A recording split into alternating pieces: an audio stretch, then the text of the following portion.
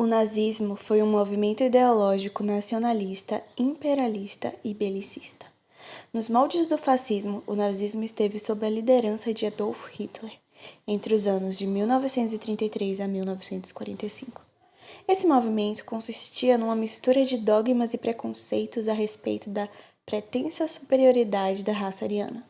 Os alemães acreditavam ser superiores aos outros grupos, sobretudo de judeus. Seu programa falava em bem-estar da população, igualdade perante o Estado, anulação dos tratados de paz e exclusão dos judeus da comunidade.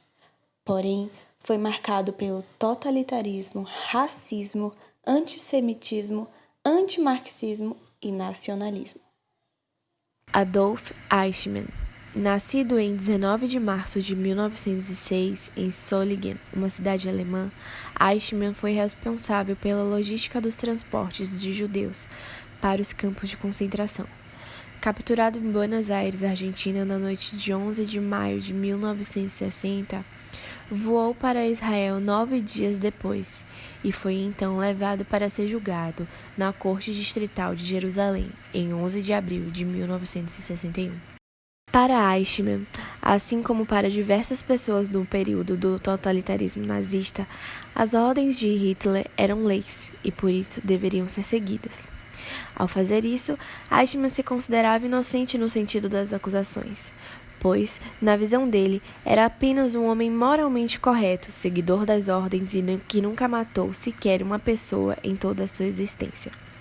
Assim, Eichmann acreditava então que não deveria ser julgado pelos seus atos cometidos e que, ainda que tenha feito parte do sistema, não deveria ser responsabilizado pelas mortes, pois estava apenas por trás da logística de fazer o seu trabalho bem feito.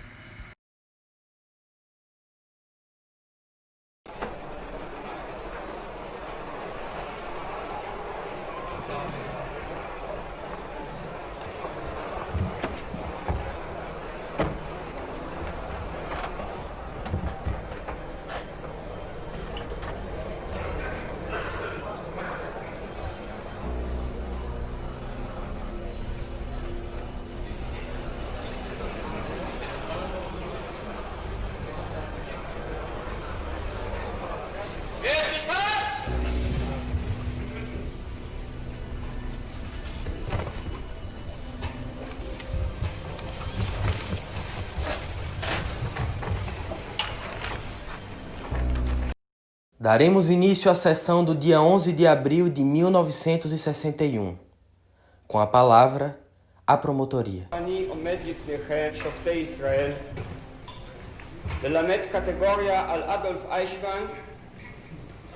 אין אני עומד יחידי. עמדי ניצבים כאן בשעה זו 6 מיליון קטגורים. אך הם לא יוכלו לקום על רגליהם, לשלוח אצבע מרשיעה כלפי תא הזכוכית ולזעוק כלפי היושב שם, אני מאשים, מפני שעפרם נערם בין גבעות אושוויץ ושדות טרבלינקה. Com a palavra, a defesa da parte.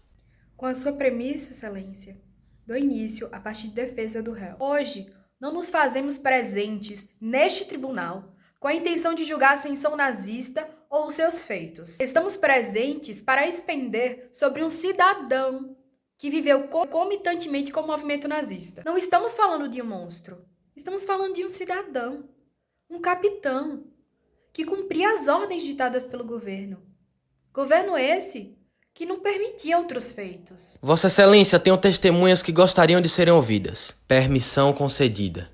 Derjenige, der alle Bestimmungen betrifft den Juden getroffen hat, vorgeschlagen hat und auch sogar durchgeführt hat. Com a palavra, a defesa da parte. A principal característica do totalitarismo é a de desumanizar, transformar homens em números, em meras engrenagens substitutíveis se não renderem o que se esperam deles, sejam vítimas ou algozes. A concepção de moral fica bem conturbada nessa época. Existe um relato na obra de Eichmann, do próprio, onde ele expõe a tristeza dele ao não conseguir concluir algumas ordens dadas pelo Estado. Ele se sente triste em não ter concluído uma ordem, mesmo que esse não êxito na conclusão tenha salvado vidas. E ele se sente triste porque ele falhou com o Estado. Então, ter moral era ser correto, era seguir as leis. Existe uma frase da filósofa Hannah Arendt que explica muito bem o que acontecia nesse período, esse conflito. Moralmente falando, não é menos errado sentir culpa sem ter feito alguma coisa específica do que sentir-se livre de culpa tendo feito efetivamente alguma coisa. Eichmann e sua equipe de fato organizaram a deportação de centenas de milhares de judeus. Nos anos de 1943 e 1944, a sua equipe organizou a deportação de judeus da Grécia, do norte da Itália e da Hungria para os campos de extermínio. Entretanto, Eichmann é apenas uma pequena peça dentro dessa grande máquina nazista. O seu papel era de meramente executar ordens, e é exatamente isso que nós, como defesa, estamos aqui sustentando. Essas acusações nada mais são do que atos de Estado. Ele sempre foi um cidadão respeitador de leis, e aqui as ordens de Hitler possuíam a força de lei no Terceiro Reich. Sem dúvida, Eichmann executou o melhor que pôde. Portanto, ele estava apenas executando as ordens que lhe fora concedida. E se isso não ocorresse, ele sofreria as punições. Logo, não se pode falar em assassinato. Eichmann não foi o responsável diretamente pelas mortes desses judeus. Ele estava cumprindo ordens a quais eram de autoridades que estavam acima dele. Eichmann em nada mais pode ser julgado senão por ter sido, por toda a sua vida, um cidadão cumpridor de leis. Em um período marcado pela tentativa de recuperação do orgulho nacional, a arruinada nação alemã enxergava em Adolf Hitler e em seus discursos calorosos uma verdadeira esperança para a diminuição do desemprego, da pobreza e principalmente do sentimento de humilhação instalado no país pós-Primeira Guerra Mundial. Grande engano. A tentativa de recomeço foi marcada pela disseminação de um ódio gratuito à população judaica e pela morte de inúmeros judeus. Em um período marcado pela violência e pelo ódio, aqueles que se opusessem ao líder seriam, sem dúvidas, imediatamente considerados inimigos, de modo que deveriam ser subjugados e tratados como tal. Com discursos cuja popularidade estava cada vez mais latente, foi crescendo na Alemanha a chamada unificação, sentimento esse que o acusado nesta corte distrital foi obrigado a fazer parte. No período em questão, Adolf Eichmann não teve outra opção senão seguir ordens para preservar a sua vida, uma vez que as práticas aderidas pela SS possuíam respaldo legal. Hoje estamos aqui para fazer justiça. Afinal, se não esse, qual seria então o objetivo de um júri? No entanto, o motivo pelo qual nos encontramos aqui não tem se mostrado em realidade ser por tais razões, a de se fazer justiça.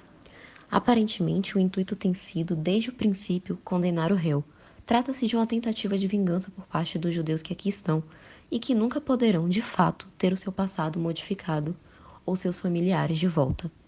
O fato é que está sendo feita uma análise parcial do caso, e estão cegos ao não perceberem que todo o ódio presente no nazismo está sendo hoje aqui jogado de volta àquele que fez parte do sistema, mas que não foi o criador e nenhum motivo pelo qual o sistema persistiu. Encerro isso ao questionar a cada um de vocês que fazem parte desse julgamento. Poderiam vocês afirmar com toda a convicção de que no momento vivido teriam agido de maneira diferente? E se suas vidas estivessem em jogo, o que vocês seriam então capazes de fazer? Não mais, Excelência. A defesa está satisfeita. When the New Yorker sent me to report on the trial of Adolf Eichmann, I assumed that the courtroom had only one interest: to fulfill the demands of justice. This was not a simple task, because the court that tried Eichmann was confronted with a crime it could not find in the law books. And the criminal whose like was unknown in any court prior to the Nuremberg trials. But still, the court had to define Eichmann as a man on trial for his deeds.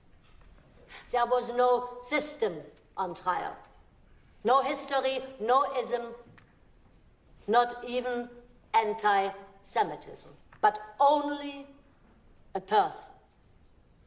The trouble with a Nazi criminal like Eichmann was that he insisted on renouncing all personal qualities, as if there was nobody left to be either punished or forgiven. He protested time and again, contrary to the prosecution's assertions, that he had never done anything out of his own initiative, that he had no intentions whatsoever, good or bad, that he had only obeyed orders. This typical Nazi plea makes it clear that the greatest evil in the world is the evil committed by nobodies. Evil committed by men without motive, without convictions, without wicked hearts or demonic wills, by human beings who refuse to be persons. And it is this phenomenon that I have called the banality of evil.